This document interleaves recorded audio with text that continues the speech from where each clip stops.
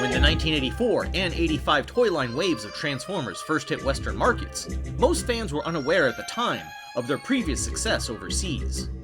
Takara's Diaclone line from Japan was one of the main sources of repurposed toys. As the Transformers went on to become a global phenomenon, the Diaclone line was cancelled, leaving many developed and produced toys to go unreleased, allowing them to premiere as brand new characters in the Transformers universe. When the 1986 line of toys was made available in time for Transformers the movie that summer, it consisted of brand new original designs, retooled and recolored molds of old toys serving as new characters in the continuity, and the last of the final slim pickings of classic Diaclone toy designs crying out to be enjoyed by kids everywhere. This is how the evil Combaticons came to join the franchise. Ruthless, brutal, and cunning.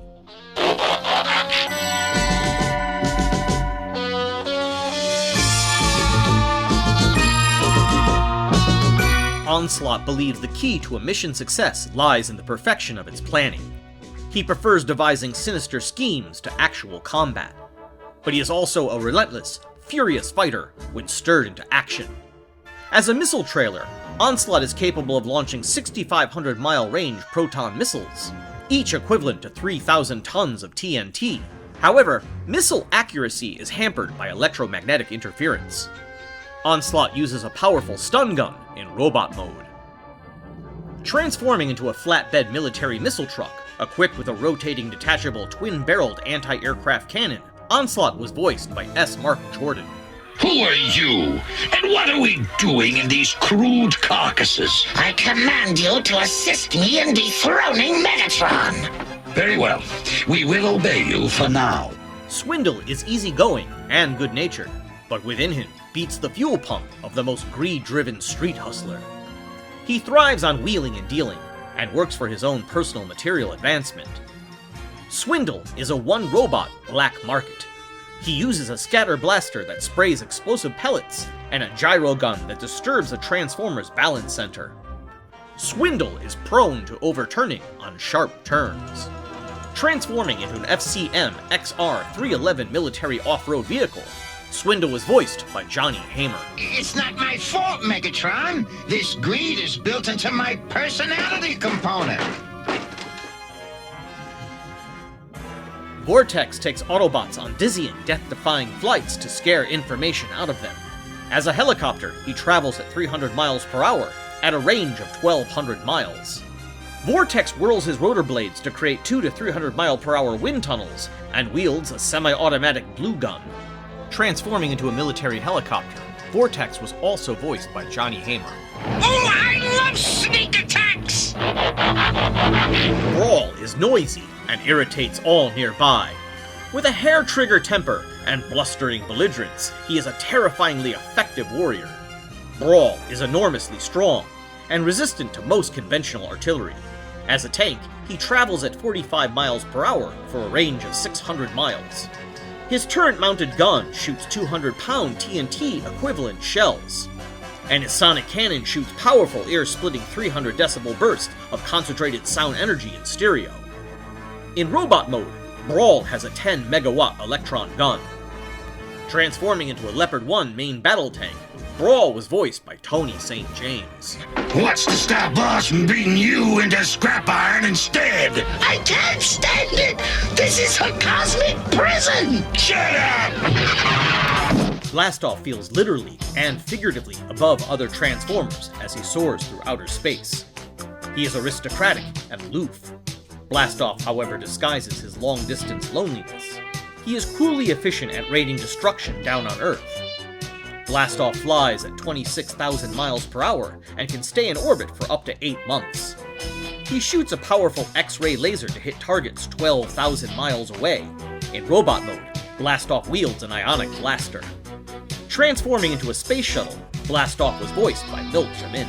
Please, Brawl, restrain your primitive impulses. I'm sure Onslaught has a brilliant plan in mind. He always does. Bruticus is the combined form of the Combaticon team, a terrifying sight on the battlefield. He is one of the strongest of all combiners and Transformers. Bruticus can pulverize a suspension bridge with a 14,000 psi punch. He can lift up to 500,000 pounds. His armor is impervious to almost every form of artillery and radiation. Bruticus was voiced by Star Trek legend Robert C. Carmel. Bruticus angry. Bruticus devastator.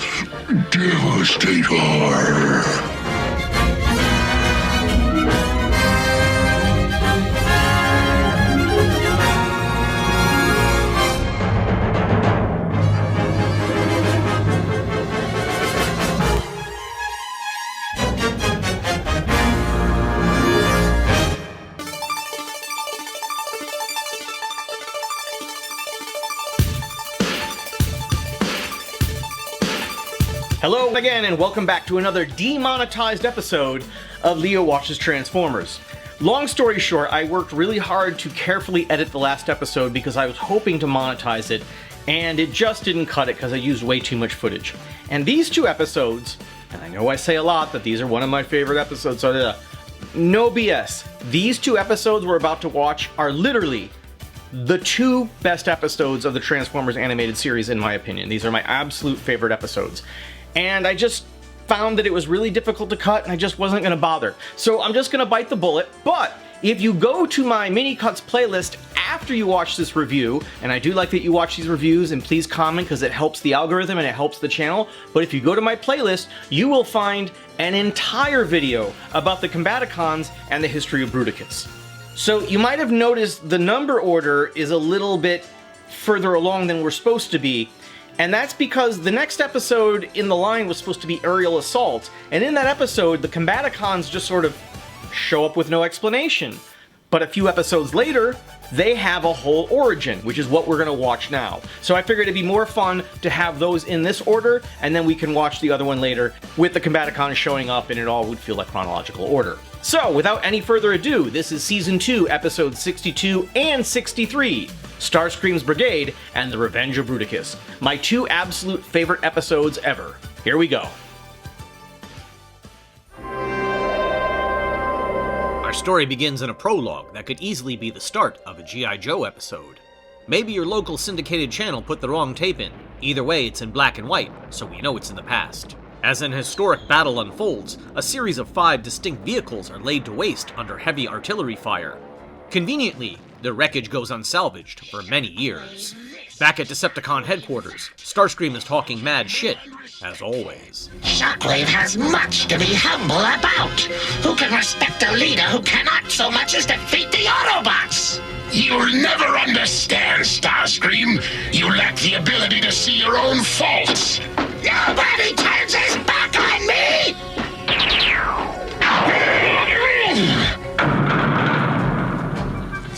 Feast your eyes on your new leader.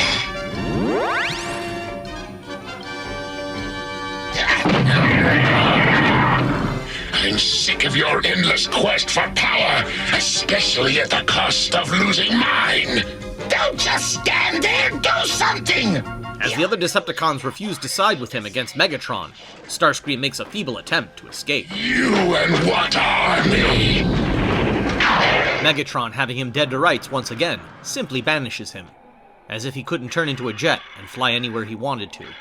Starscream is dropped into the modern-day location of the battle we saw earlier. Hey!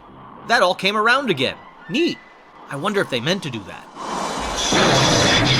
Starscream stumbles on the unsalvaged wreckage of the 5 vehicles that were seen earlier. A wing from an old fighter plane the flesh creatures used in their wars. He then hatches a plan that makes Hasbro executives salivate over future toy sales. Yes. If Megatron can have his Blitzwing, so can I. Me and what army? I'll show him what army. Starscream faces off with his fellow Classic Seekers over entrance to the space bridge. Despite outgunning him 2-1, they yield, so the plot can happen.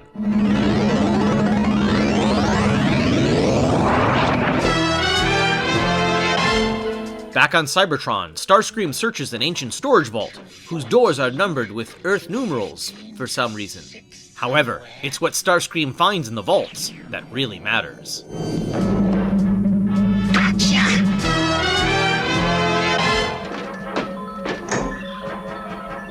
Combaticons!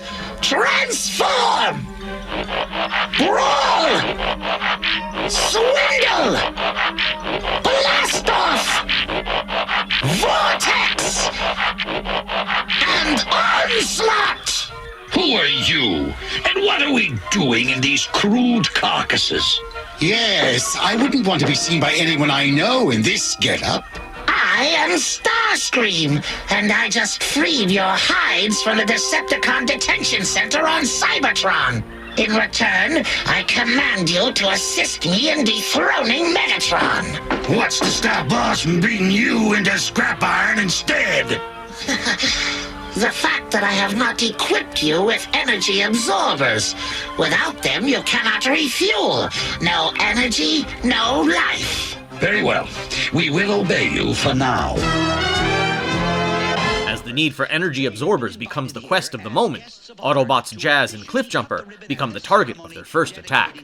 At the unveiling of a statue of Optimus Prime, the newly reborn Combaticons arrive to spoil the festivities. As the villains show off their new weapons and abilities, the statue and local area are left in ruin, with Jazz and Cliffjumper taken hostage. Maybe you better radio Autobot headquarters for help.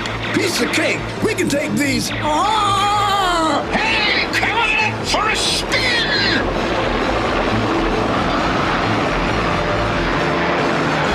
With Starscream's Brigade celebrating its first victory, we come to our first commercial break.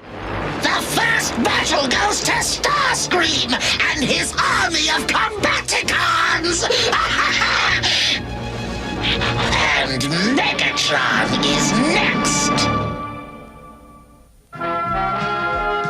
The Transformers will return after these messages.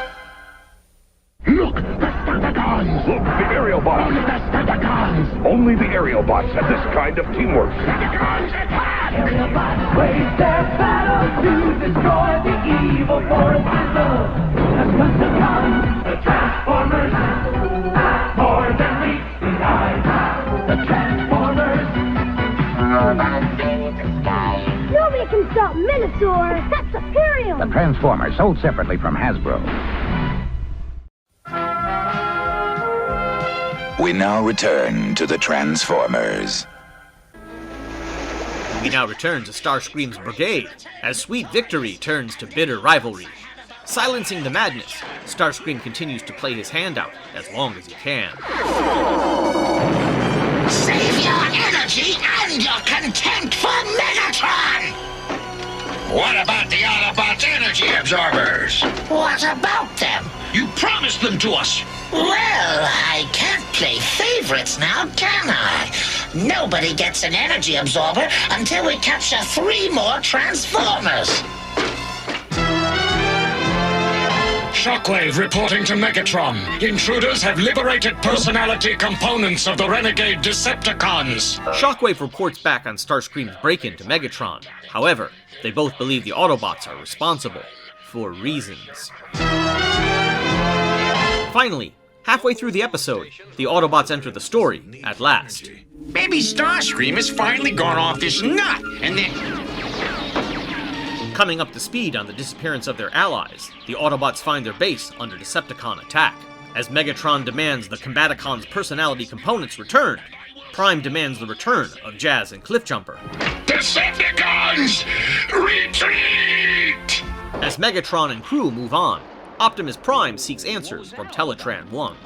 Renegade Decepticons are political prisoners detained on Cybertron. Under direct orders from Megatron, Shockwave had their personality components removed from their structures. The structures were subsequently destroyed.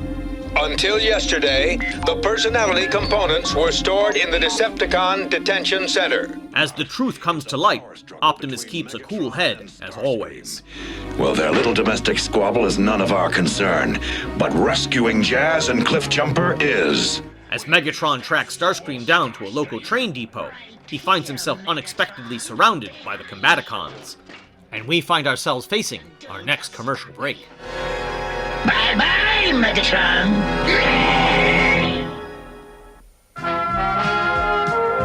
The Transformers will return after these messages. What could be more terrifying than being caught by Hot Rod, stranded on an alien planet battling the merciless Sharktacon? The Transformers, more than meets the eye. Autobots never faced an evil force worse than the terror of the Sharktacons, the Transformers. And now it's here in theaters everywhere. Transformers, the movie. It's over, Prime. Does Prime die? Transformers, the movie, rated PG, opens today. Don't miss it. We now return to the Transformers. We now return to Megatron's final comeuppance, but not really. In the power failure, as all the baddies shoot at each other, soon after, he and Soundwave make an escape. Starscream's big mouth gets him backed into another tight corner, but with 2 more hostages, he still has a few bargaining chips left. Look! 2 more Transformers to add to our collection! That brings our energy absorber count to 4! Only 1 more to go, then you can all be recharged! Remember, I'm the only one who knows how to install them! And I will, as soon as we defeat Megatron! What can go wrong? Optimus Prime sends Powerglide out to get a fix on Starscream and the Combaticons. Megatron rallies the rest of the Decepticons for a final battle, but the Stunticons are not as inspired as the others. Stunticons, report at once. Megatron commands. Tell Megatron to blow it out his exhaust. We're having a demolition derby. We catch up with Starscream and 4 Combaticons getting powered up, completely contradicting everything that Starscream said in the last scene. Cool, whatever. Megatron and company arrive, kicking the Decepticon Civil War into full gear. Surrender or be destroyed! Never, Megatron! Powerglide pinpoints their location and relays it back to Optimus Prime and the others. Tired of the stalemate, Megatron commands the Constructicons to form Devastator. Starscream is quick to retort. Who can guess what happens next? I have prepared for this emergency, Megatron. Combaticons, merge into Bruticus!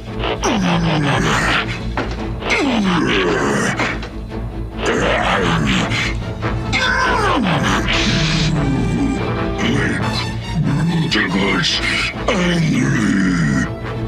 Bruticus, devastate. Devastator. And now, Megatron is officially fucked. As the Decepticon combiners tangle, Bruticus proves to be faster and meaner. Jazz and Cliffjumper appear to be safe. Grapple, Ratchet, now go get As Megatron continues to shoot Bruticus in the groin, the effort proves to be fruitless. He is even less lucky in escape. Bruticus? No! Now, Megatron, who is the new Decepticon leader? Enough! You are. I can't hear you! You are. I am now the leader of all Decepticons! That is, of course, until the reckless give-no-fuck Stunticons decide to finally roll up. Megatron's in trouble. Who cares? It looks like Starscream's defeated him. So? So you think Starscream's gonna stop here? Good point. He never knows when to quit. Stunticons unite to form Menasor! And with that, shit is on. Again.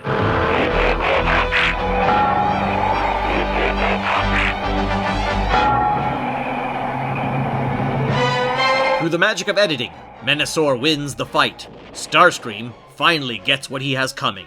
Sort of. Bruticus? No, Starscream! Not Bruticus!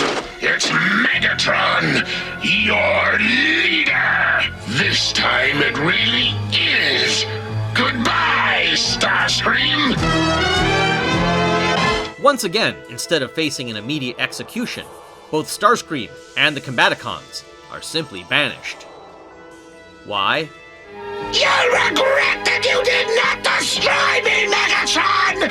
I shall have my revenge!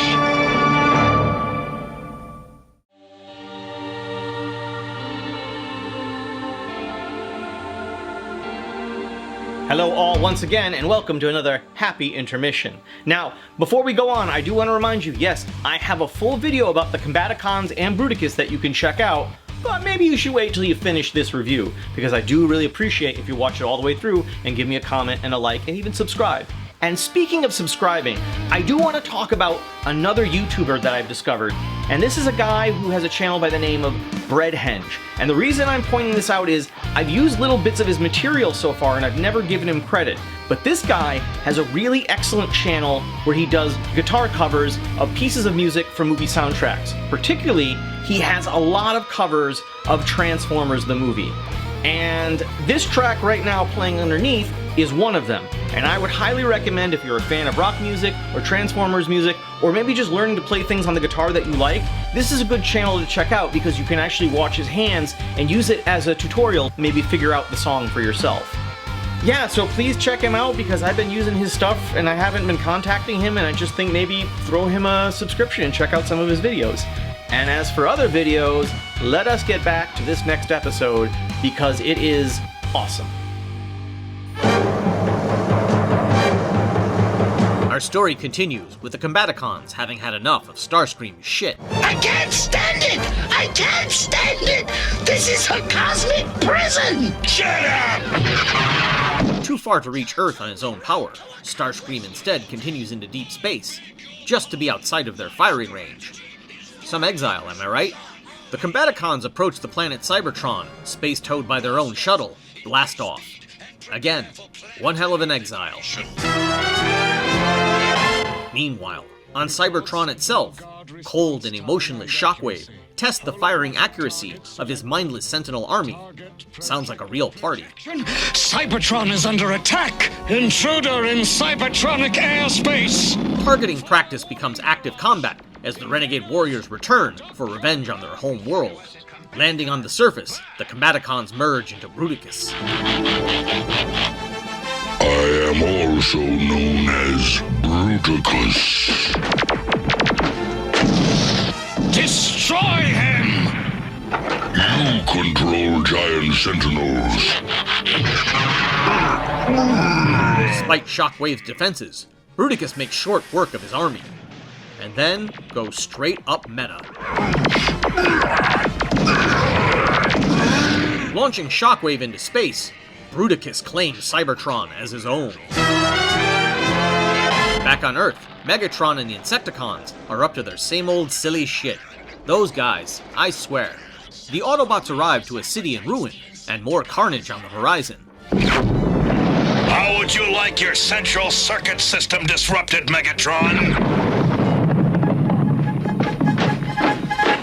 Oh no! They're spreading into another neighborhood! Thanks to their last-minute addition to the 1986 toy line, Optimus is able to call upon the Protectobots to enter the series, with zero fucking explanation of where they come from. Whatever, just collect them all. Here we go. And now, Spike learns about the universe by looking at a computer screen through a giant microscope.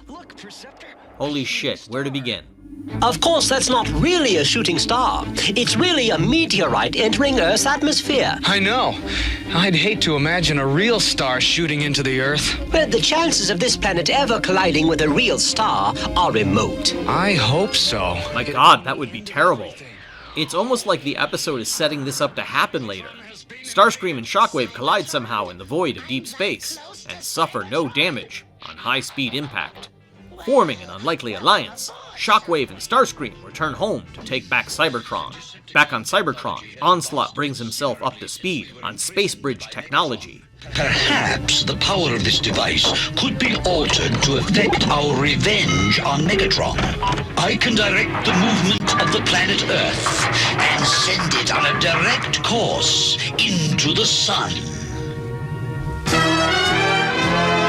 Meanwhile, back on Earth, the Insecticons have lost their goddamn minds, allowing the Protectobots another chance to boldly advertise themselves once again. Once the humans are evacuated, the Autobots clear out the rest of the Insecticons. For Perceptor and Spike suddenly enter the scene to make sure Optimus Prime is caught up with the plot. Teletran reports energy disruption caused by signals from Cybertron. Cybertron? Somehow, Earth's orbit has been altered. It's heading toward the sun. Megatron foolishly does all he can to stop Prime from reaching the space bridge. Acting a damn fool, Shrapnel steals the vital control panel and tunnels into the Earth, bringing us to our first commercial break. Too late.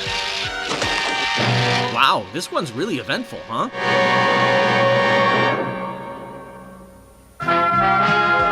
The Transformers will return after these messages. Only we have a military attack group like the Combaticons. Transform Combaticons and attack the new Autobot city. More than meets the eye. Autobots, this is our new city Metroplex. It can transform into a battle station and then transform again into the gigantic Metroplex himself. But the Combaticons can combine to form Bruticus. Decepticons attack! Transform Metroplex! The Transformers! The Transformers from Hasbro. We now return to the Transformers. We now return to the Combaticons, having taken Cybertron, as Onslaught reiterates the rest of their revenge plan.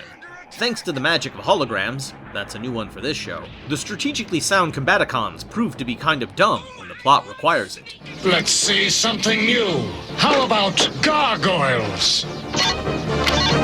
As the targets turn into gargoyles, the Combaticons display even lower depths of intelligence. We annihilated them! Looks more to me like they vanished. Wait! Look! As the distraction works for the time being, the pair reclaim the control room. The Earth is on a collision course with the Sun. Terrific! All the Autobots on Earth will be destroyed! But Megatron is also on Earth. Megatron? Destroyed? I must try to reverse the procedure. You will do nothing of the sort. Not yet, anyway. My Combaticons have done well. The Autobots find the remain of the control panel, only too late. That's when Starscream decides to light a ticking clock under Megatron's ass. Starscream! Acknowledge me as the new Decepticon leader, or I shall allow the Earth and you to fall into the sun! You're bluffing, Starscream!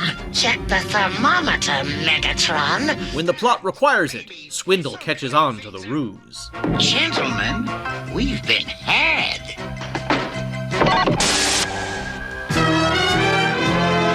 Realizing what the Autobots were after, Megatron deploys Ramjet and Dirge to find the Insecticons. As Shockwave and Starscream have it out, the Combaticons arrive to outgun and imprison them both. Get in there!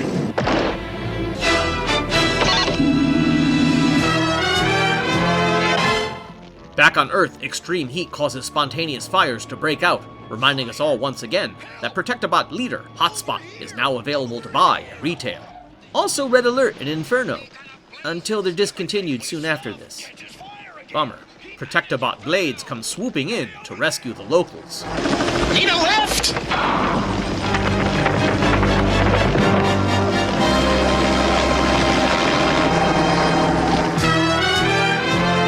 Way down in Central City, where the parking is ample and the girls are pretty, the Insecticons make a grand entrance, only to finally be spotted by Ramjet. Found him! As Megatron and the Autobots converge on the scene conveniently at the same time, we come to our silliest act break of all. Oh no! There's the control panel! But the Insecticons have chewed it up! I mean, is he wearing makeup? Is it just me? Anyway, see you in a bit. The Transformers will return after these messages. That's Intermission, the new Decepticon city. It's enormous. That never stopped the Protectobots before. Transform Tripticon. The Transformers. The awesome new Decepticon city, Tripticon, can transform into an incredible battle station. Transform the Protectobots. But the Protectobots can transform into Defensor. But Tripticon can transform again into a dinosaur. Transformers. The Transformers, batteries not included, from Hasbro. We now return to the Transformers. We now return to my favorite type of episode, when the Autobots and Decepticons are forced to work together. The space bridge control panel is repairable, but I'll need 2 micro-snap plugs, a gyro condenser, and some gravitational boosting motorizers. I will donate some of the needed parts from my own components, Perceptor, if Megatron agrees to do the same. Ramjet, if this Autobot quack does anything suspicious, shatter his lenses from the inside. Girl, drama. In an act of heroics, Protectobots groove in Streetwise, trap innocent civilians in a cold storage freezer to save their lives. Won't they freeze in here? No way! The temperature keeps climbing too fast outside. They'll be fine, at least till the ice melts.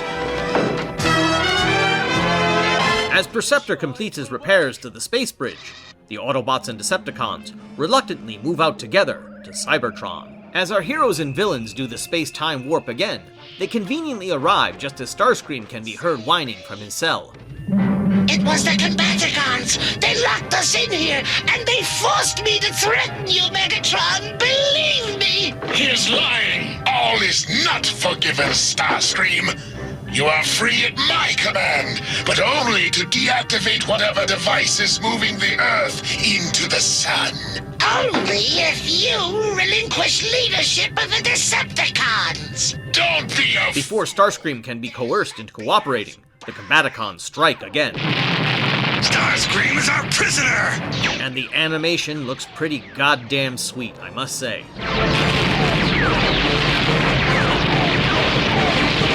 Hey, watch how you aim that thing!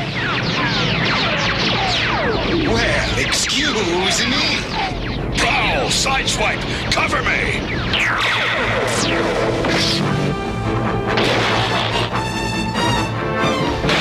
As the battle goes south for the Combaticons, they resort to their secret weapon.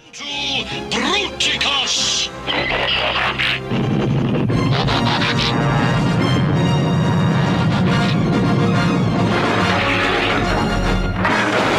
As Bruticus tears shit up, Optimus at last figures out what we, the audience, already know.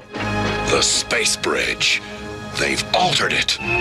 That's what's moving the Earth toward the sun. Starscream explains that he has installed 3 spots on Bruticus's back.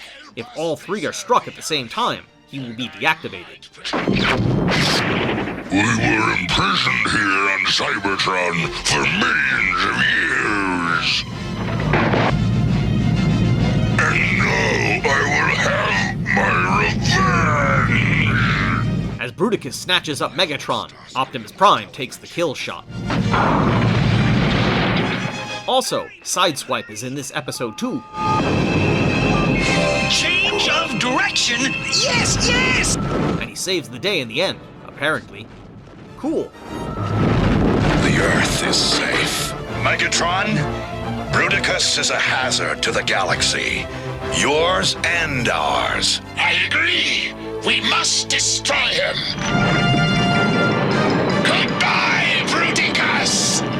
Before parting ways, Megatron orders Bruticus to be destroyed so the Autobots can see for themselves. I still don't trust Megatron. But have the Autobots themselves been fooled by a hologram in the end? According to Hasbro, you bet your sweet ass the Combaticons are coming back. And you better buy them all, goddammit. You have redeemed yourself, Starscream. Your plan worked, and Bruticus is ours. You may return to Earth as my subordinate. Thank you for sparing me, Megatron. Once we finish reprogramming Bruticus to obey only me, he will be unstoppable!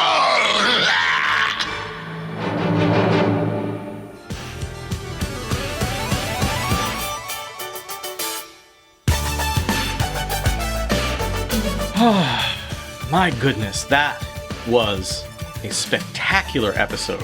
of the Transformers, and it doesn't get much better than that. There's still plenty of really great episodes in the future, and yes, even in Season 3, there's some outstanding episodes, but that was the best one for me.